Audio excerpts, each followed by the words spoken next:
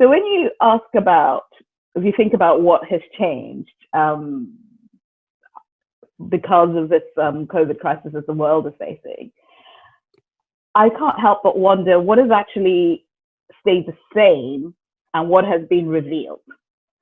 Because for me, the most striking thing is how much of the reality is simply being revealed about society. And I'll give a little explanation from my perspective of urban health and why I think that, and how much of that is now being front and center in everyone's consciousness. So,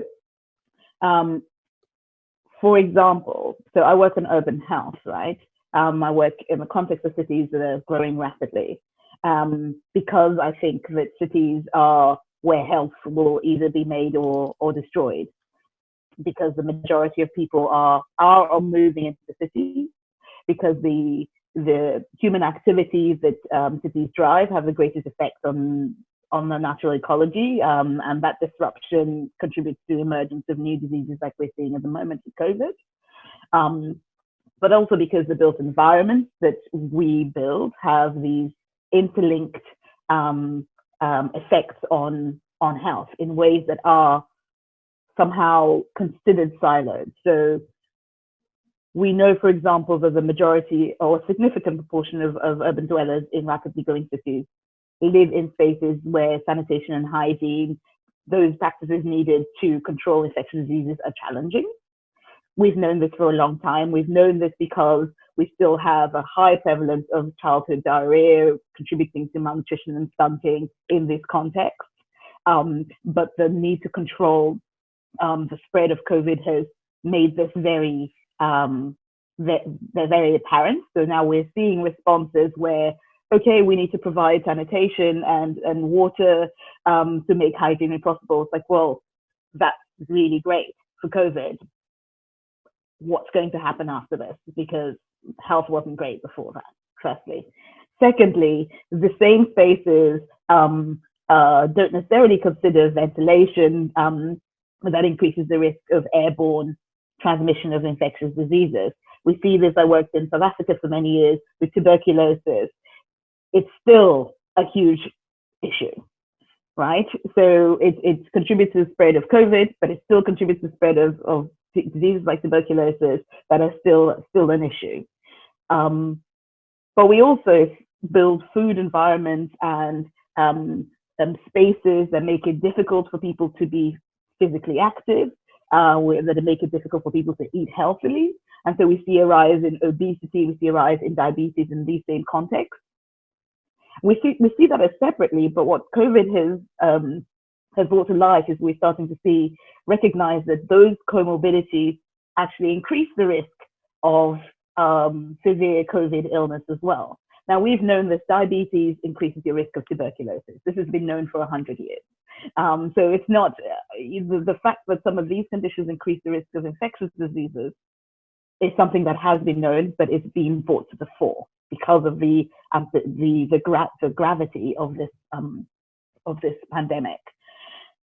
But I think cities are also where there's the greatest opportunity to positively impact on the health of populations.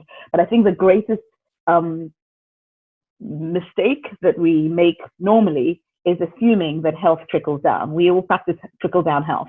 We'll just do whatever we think is good and people will get better lives and they will get healthy.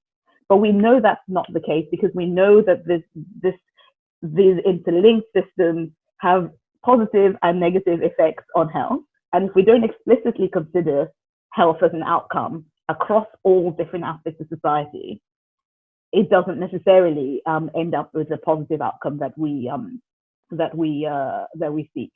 So we've seen that without this focus, without explicitly focusing efforts on improving health, you end up with a situation where people move to cities for economic opportunities, for better access to healthcare, for better access to education, but they actually end up with poorer health than people in rural areas, which makes no sense given the access around you. Except it makes sense when you see the kinds, how we have we've fallen asleep at the wheel in thinking about what kind of societies we're trying to build and the reason for doing that.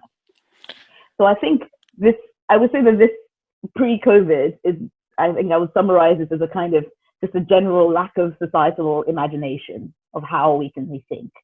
And what I've seen with the COVID responses is an activation of this imagination. The one thing I've been saying for a long time that was true then and remains true now, and we can see it very clearly, is that health is everybody's business, right? Before COVID, it was, yes, for a start, health is automatically considered healthcare. So if you're not in the pharmaceutical industry as a private sector, or if you're not in the Ministry of Health in the public sector, then like, well, no, that's the other department. I am something else. Well, no, actually, health cuts across all of those issues, and we see this in the COVID response at the moment, because we see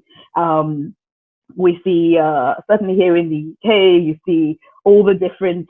It's not just the Minister of Health or the Secretary for Health that is giving the briefings, right? Mm-hmm. You see the education one, they see the trade, you see the sports, so you realize that health cuts across all of society, and that we have to think about the ways in which every aspect of what we do impacts on health, not just as a reactive thing, which is where we are now, but actually as a proactive.